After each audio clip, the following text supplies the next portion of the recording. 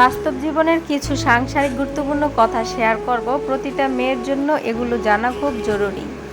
আসসালামু আলাইকুম প্রিয় মা ও বোনেরা, আপনারা সবাই কেমন আছেন? আজ আমি আপনাদের মাঝে কিছু গুরুত্বপূর্ণ কথা শেয়ার করব, যা প্রতিটা মেয়ের জন্য জানা জরুরি। প্রিয় মা ও বোনেরা, এমন কোনো সংসার আছে যেখানে স্বামী স্ত্রী কখনোই ঝগড়া লাগেনি, যেখানে শ্বশুরবাড়ির সাথে মনোমালিন্য হয়নি? হ্যাঁ মা ও বোনেরা, কোথাও কম আবার কোথাও অনেক বেশি, কিছু তো অশান্তি থাকবেই।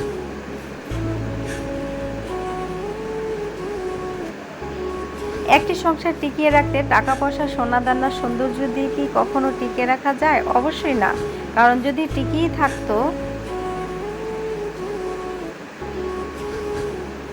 তাহলে কেন বড় বড় সেলিব্রিটির সংসার টিকেনি, ধনীদের মেয়েদের সংসার কেন টিকেনি?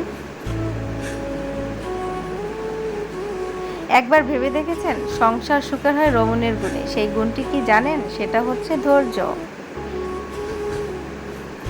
প্রতিটা সংসার কষ্টের গড়া, প্রতিটা নারীর যে হারায় সেই বোঝে। তাই বলছি মা ও বোনদের,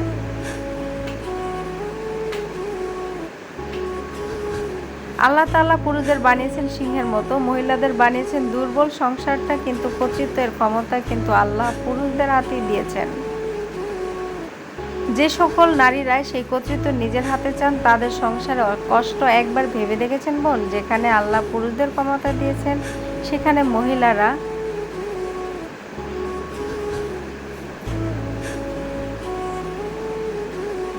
যদি নেতৃত্ব দিতে চান, সংসারে তো অশান্তি লেগেই থাকবে।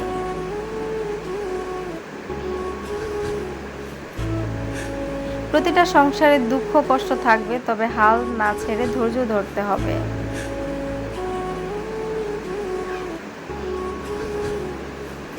প্রিয় মা ও বোনেরা, আল্লাহ তাআলা আমাদের ধৈর্য ধরার জন্য দুর্বল বানিয়েছেন। ইসলাম কি বলে একবার দেখুন। আল্লাহ বলেন, যদি আল্লাহর পর কারো উপর সেজদা দেওয়ার কথা বলতো, তাহলে স্বামীর উপর সেজদা দিতে বলতো।